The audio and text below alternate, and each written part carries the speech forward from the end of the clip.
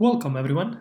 It's been a long time since I published the last video, but nowadays I have very little time to work on these things. I recently moved to Sweden, I'm currently doing full-time research in a lab, I broke my arm earlier this year. Yeah, I'm playing on hard mode lately. Also, I do not have my good microphone here, so I'm using the one that the computer has by default.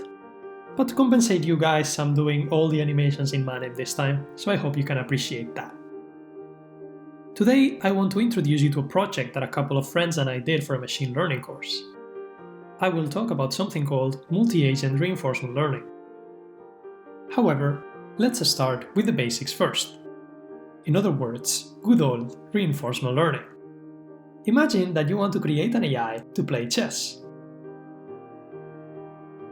The question is, given a board configuration or state, out of all the possible moves which can be played, which one should the AI perform? Now, what's beautiful about reinforcement learning is that all the information which we give to the AI is a reward. We let it play the game, and simply, if it wins, we give it a +1. If it loses, we give it a -1. Pretty minimalistic, right?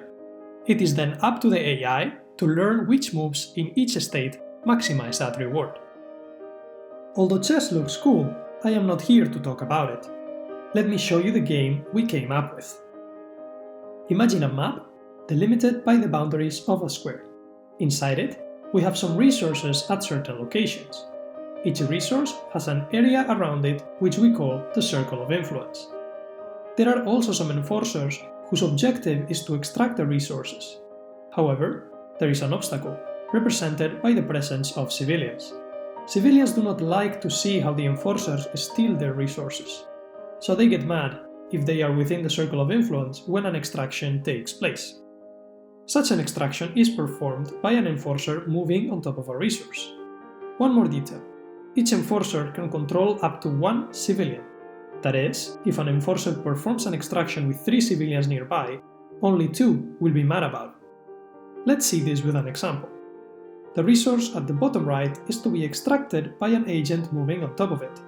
That agent controls one of the 3 civilians in the circle of influence. If the extraction were to be carried this way, the enforcers would be punished since 2 civilians would not be controlled. However, if 2 enforcers joined in the extraction by placing themselves within the circle of influence, each controlling a civilian, the agents would be greatly rewarded for a perfect extraction. Independently of the number of uncontrolled civilians, the extraction is performed and the resource respawns at an arbitrary point of the map. We need an answer to the following question. Given a configuration of the map, in terms of locations of resources, enforcers and civilians, how should the enforcers move? One may easily notice that contrary to the chess scenario where the AI was just a single player, in this resource extraction game, we have several players, or enforcers as we have called them so far, which should cooperate to achieve a common goal. There are 2 ways to tackle a multi-agent setting. Firstly, we could distribute. We let each enforcer have its own brain and learn on its own, but considering information about other agents. This is the most effective way to tackle multi-agent reinforcement learning problems and the most common approach in the literature.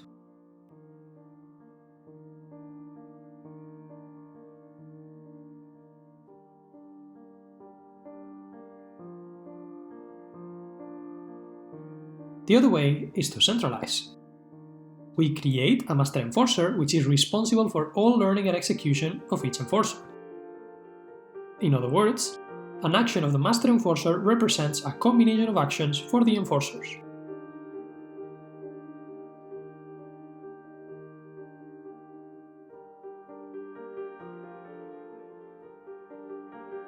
Let's see why this is a bad idea. Firstly, we don't deal with a continuous space. Let's subdivide the map in squares to form a grid of locations. Now, let's say we have an enforcer here in the middle. We will allow it to move to the right, to the top, to the left, to the bottom, or to stay in place. Since there is only one enforcer, the master agent will only have 5 possible actions. But what about if we have 2 enforcers?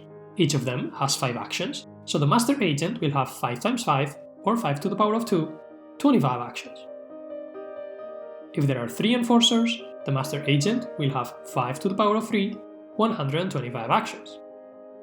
In general, for m enforcers, the number of actions of the master agent will be 5 to the power of m.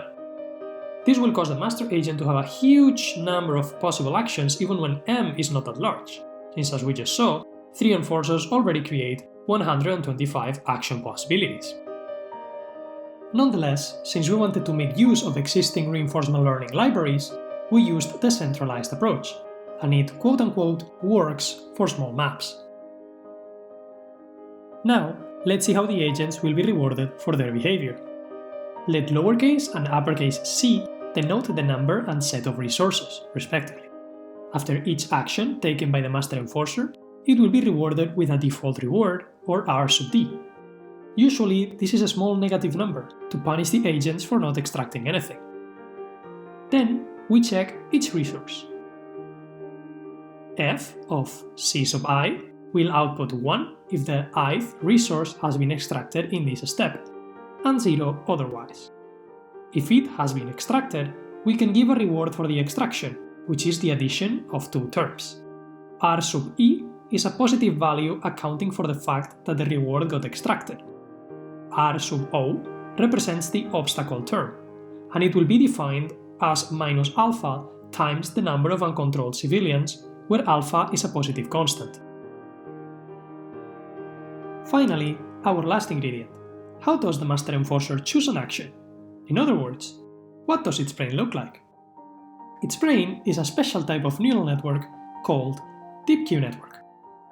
If you have never seen an artificial neural network before, don't worry. It's nothing more than a tool which transforms inputs on the left-hand side to outputs on the right-hand side. In this case, our inputs are the locations of resources, enforcers, and civilians on the grid. And when those inputs are propagated through the network, we get values for different possible actions.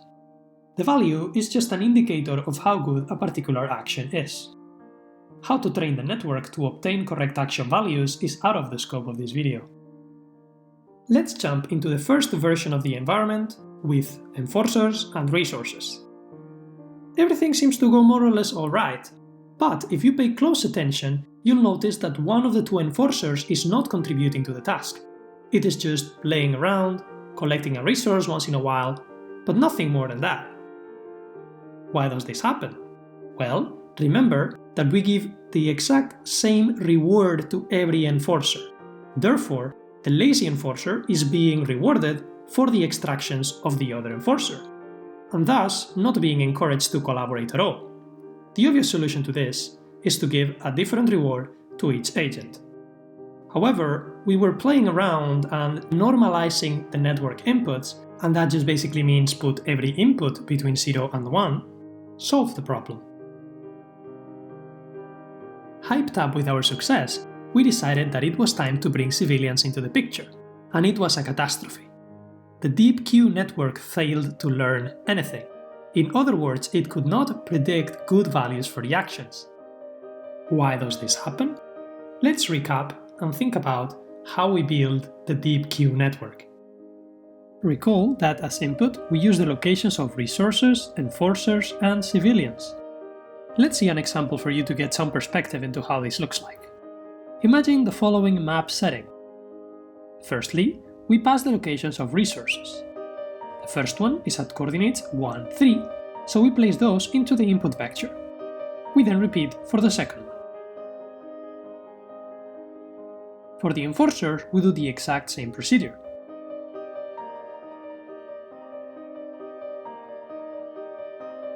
And finally, we tackle the civilians.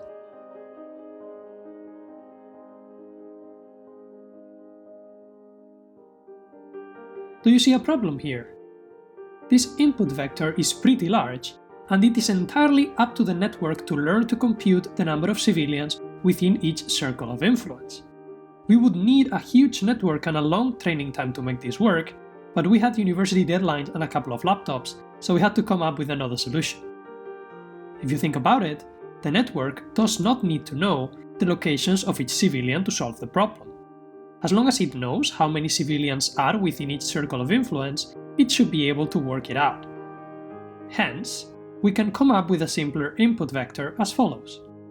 The locations of resources and enforcers stay in place. But now, we look at the first resource, which has 2 civilians within its circle of influence, so we put that value into the vector. And repeat for the second resource.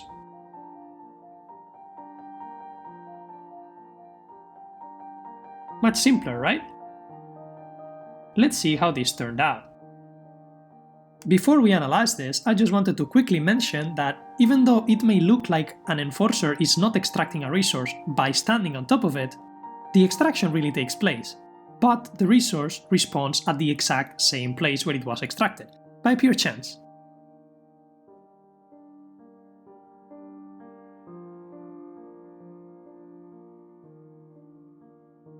Overall, the enforcers seem to be doing quite alright.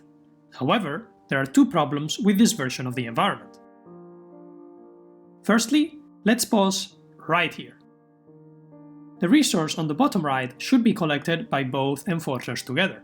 This is because there are 2 civilians within its circle of influence. What's gonna happen? An unsafe extraction. Enforcers are being punished. This is quite an interesting feature which we had not foreseen. The agents have learned to exploit a mistake in the environment.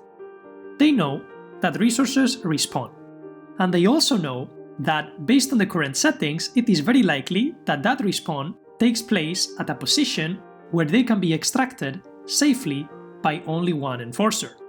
Therefore, instead of wasting extra moves to group up, they force resource respawns hoping for individual collections. And even though at some points they may get penalized, in the long run it is much more beneficial for them. Now, let's talk about the second problem of the environment. Look at the following map. The enforcer on the upper side of it should go for the resource that's closer to him, and the other enforcer should collect the other resource. Let's see what happens. So, they crossed, and they shouldn't have. Let's see a couple more examples.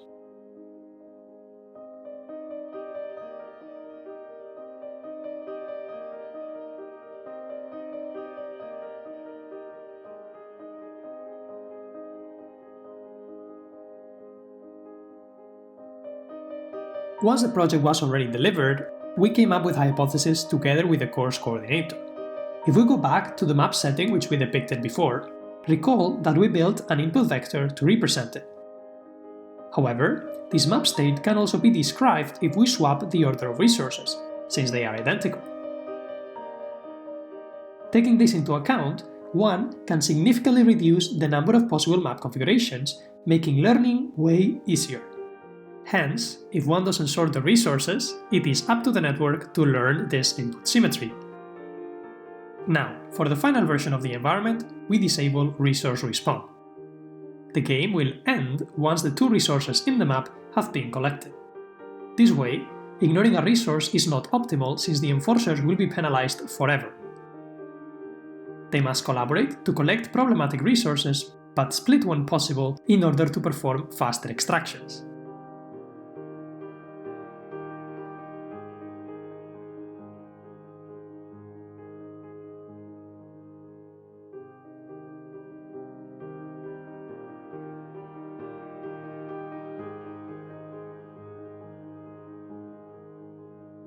Let's wrap this up. Distributing the learning and execution is a good idea. It will, among other things, help you scale the environment up. Do not give each agent the same reward. Give them something that corresponds to their contribution to the overall success. For instance, if an enforcer extracts or helps extract a resource in a safe way, reward it. If it does nothing, even when extractions are being made, penalize it. Help the network by simplifying the input. Do not make the problem even harder than it is. Design your environment carefully to avoid exploits. If you want to learn more about reinforcement learning or want to try it out in Python, I am, as always, leaving you some videos in the description below. Moreover, there are also links to the project material, that is, the code, the presentation, and the report. In case you are interested in the truth and not the simplification, I highly recommend you to check them out. If you want to play with our little game, you can head over to the GitHub repository and either clone it or download it. In Conda installing txt, you have a series of commands which you can run with Anaconda to set up a Python environment for the project. The first command may or may not be needed depending on your previous endeavors. Then, in main.py, you can find the main executable code. Firstly, you can select an agent from the Agents folder. You can just copy the name right here. The first 2 digits represent the environment version, so make sure to set that up correctly in the code. Note that for 0.0 versions, like 1.0, the 0 should not be added to the environment creation line.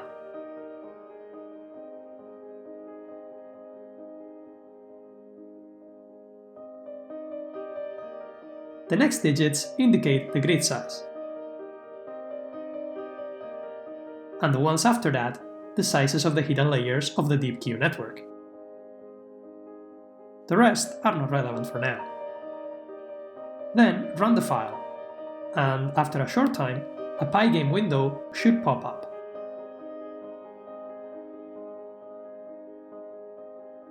You can restart the environment with the R key.